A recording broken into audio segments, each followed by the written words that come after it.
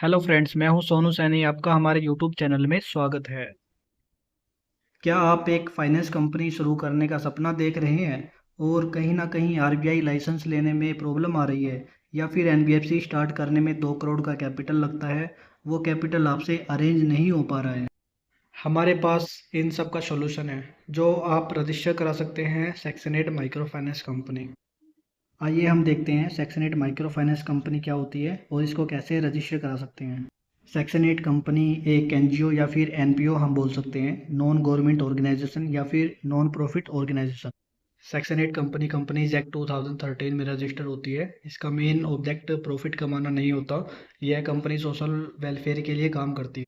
इसके ऑब्जेक्ट में health, education, sports, arts ये सब लिखे होते हैं। इसका मतलब है कि सेवा के भाव से जो भी काम किया जाए यह इस कंपनी में आता है।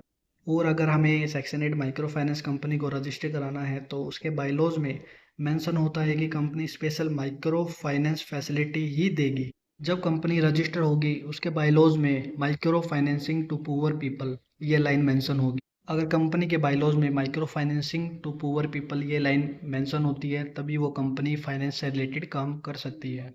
दोनों कंपनीज के डिफरेंसेस की अगर हम बात करें तो दोनों कंपनीज के ऑब्जेक्ट एक दूसरे से डिफरेंट है।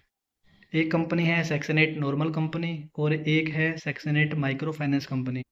Section 8 normal company social welfare के लिए काम करती है और सेक्शन 8 माइक्रो फाइनेंस कंपनी गरीब लोगों को वित्तीय सहायता प्रदान करती है।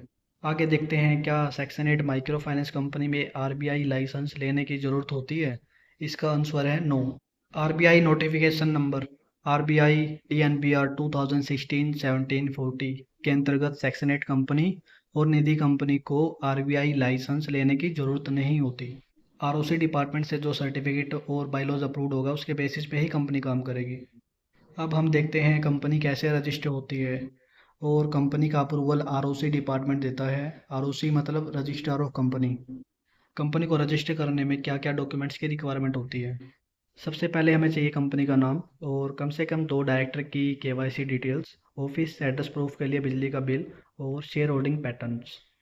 जब कंपनी आरओसी डिपार्टमेंट में सबमिट होती है तो कौन से डॉक्यूमेंट्स डिपार्टमेंट की तरफ से अलॉट होते हैं? ये जो 12 डॉक्यूमेंट्स हैं ये सब कुछ हम आपको देंगे।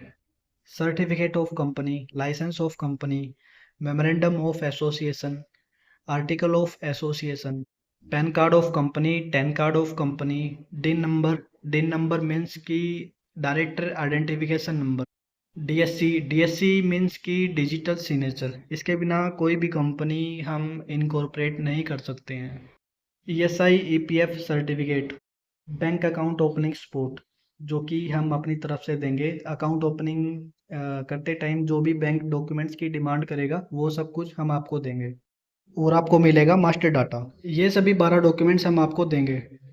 आगे हम नेक्स्ट 4 टॉपिक पे चर्चा करेंगे।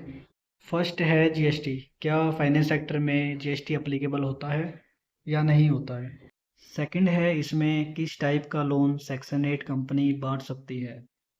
इंटरेस्ट रेट क्या चार्ज कर सकते हैं और इसमें क्या प्रोसेसिंग फीस भी चार्ज की जा सकती है?